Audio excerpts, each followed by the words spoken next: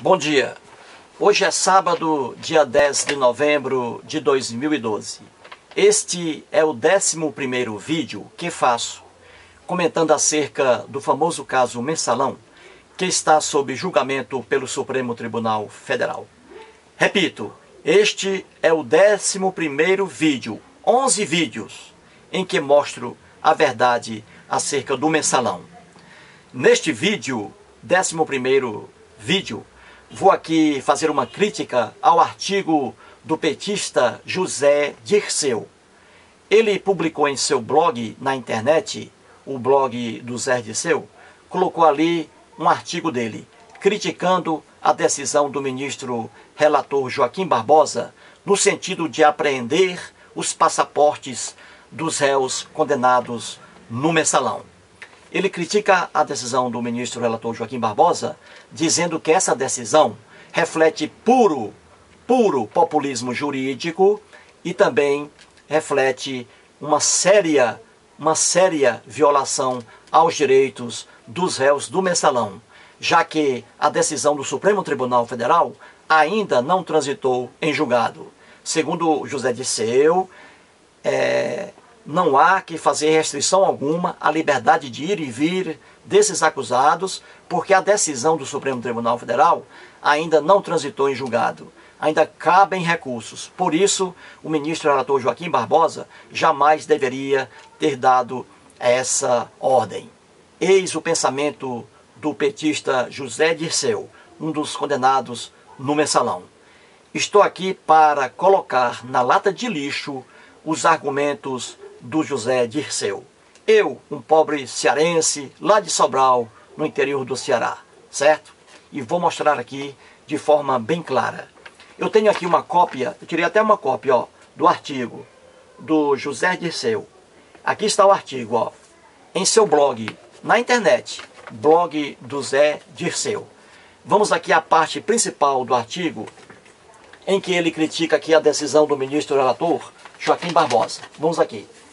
Diz o petista José Dirceu: a decisão do relator Joaquim Barbosa de apreender os passaportes dos réus da Ação Penal 470 é puro populismo jurídico e uma séria violação aos direitos dos réus ainda não condenados, uma vez que o julgamento não acabou e a sentença não transitou em julgado.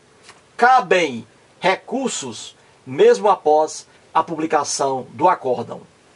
Eis aí a crítica do petista José Dirceu à decisão do ministro relator Joaquim Barbosa, no sentido de apreender os passaportes dos réus condenados no Mensalão, para que eles não fujam do Brasil. Eis aí. Esses argumentos aqui do José Dirceu são argumentos irracionais, que não encontram guarida no ordenamento jurídico legal brasileiro. E vou provar aqui, como eu digo a verdade. Muito bem, vamos aqui aos itens primeiro. Eu até marquei já. Ó, ele diz que a decisão do ministro Joaquim Barbosa é puro populismo jurídico. Ou seja, ele está dizendo aqui, o José Dirceu, que o ministro relator Joaquim Barbosa deu essa decisão aqui, essa ordem, melhor dizendo, para agradar a opinião pública. Só para isso. É puro populismo jurídico. Essas aberrações, petistas vêm dizendo a toda hora.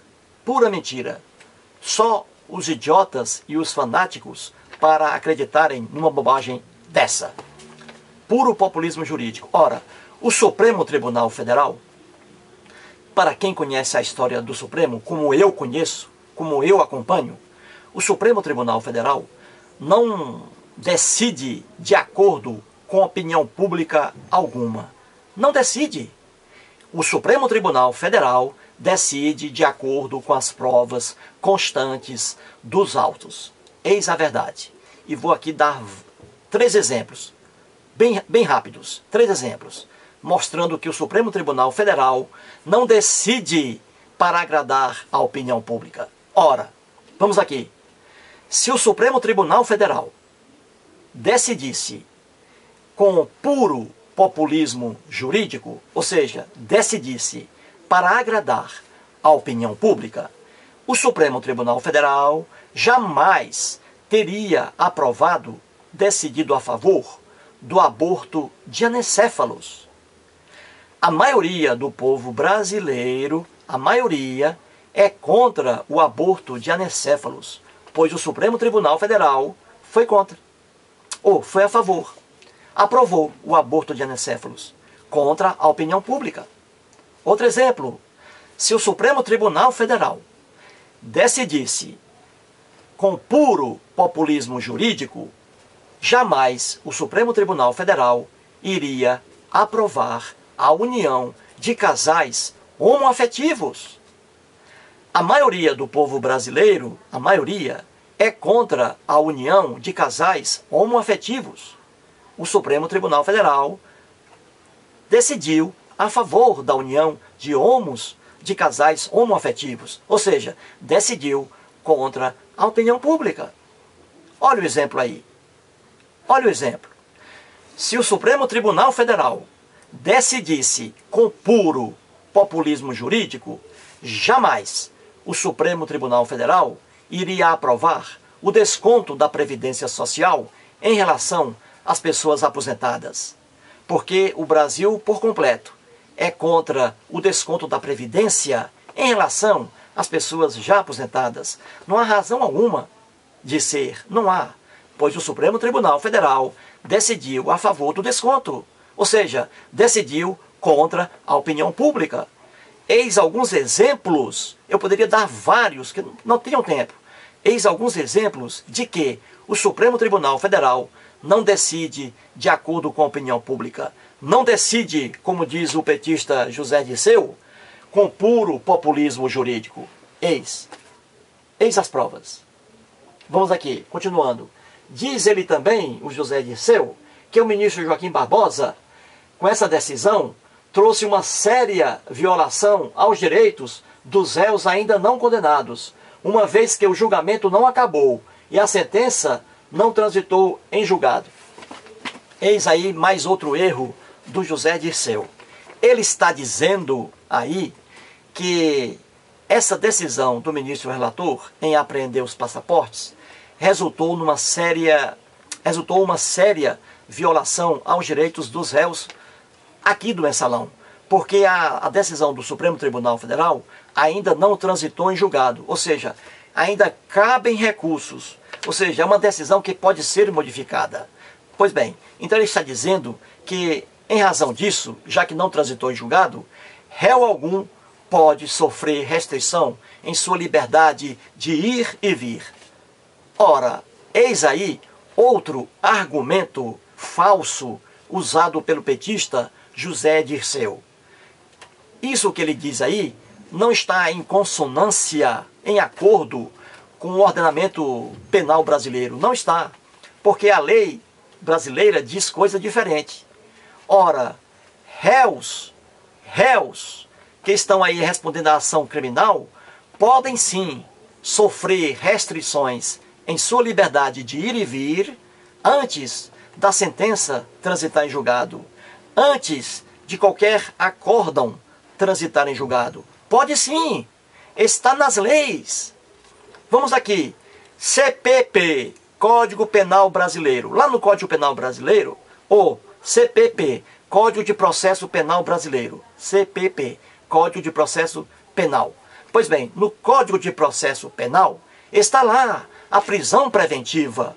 Ora, a prisão preventiva, ela ocorre antes de a sentença transitar em julgado, antes de o acórdão transitar em julgado.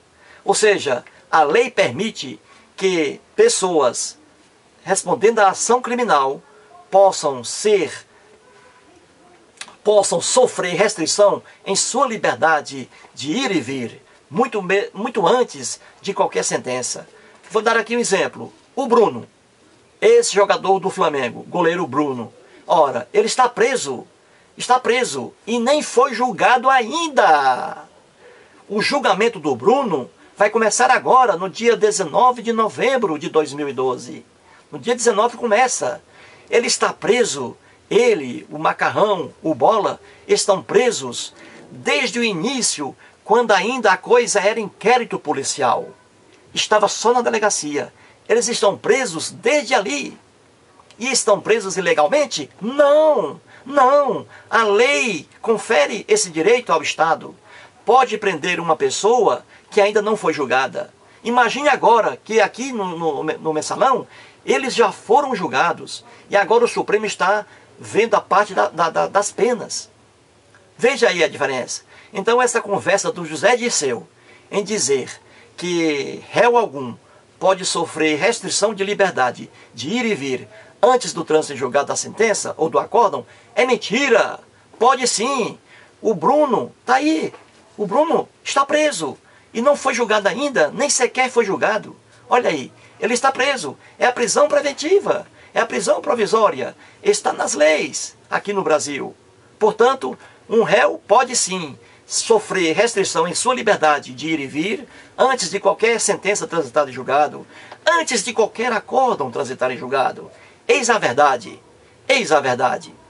O ministro relator Joaquim Barbosa decidiu com firmeza, com justiça, decidiu apreender os passaportes dos réus condenados no Mensalão. Por quê?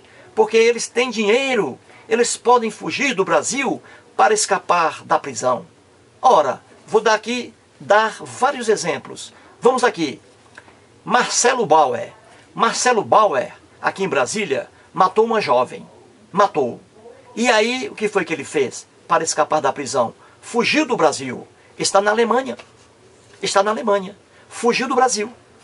Olha aí, se ele estivesse preso desde o início lá do inquérito, ele estaria hoje preso aqui no Brasil. Mas não, ele aproveitou a liberdade e fugiu do Brasil. Viu aí? Viu aí? Quer outro exemplo, meu amigo? Vamos lá. O ex-médico Roger Abdelmaci, o ex-médico Roger Abdelmaci já está condenado pela prática de vários estupros. Vários estupros. O Roger Abdelmaci. Ele está preso no Brasil? Não. O que foi que ele fez? Fugiu. Ele tem dinheiro e fugiu para escapar da prisão. Viu aí como é importante você segurar o cidadão no Brasil, no país? Olha aí a importância. Outro exemplo. O ex-tesoureiro da campanha de Fernando Collor, Paulo César Farias, respondia a vários processos aqui no Brasil. E para escapar da prisão, o que foi que ele fez? Fugiu do Brasil. Fugiu. Depois foi encontrado muito tempo. Outro exemplo. O ex-banqueiro Salvatore Catiola. Salvatore Catiola.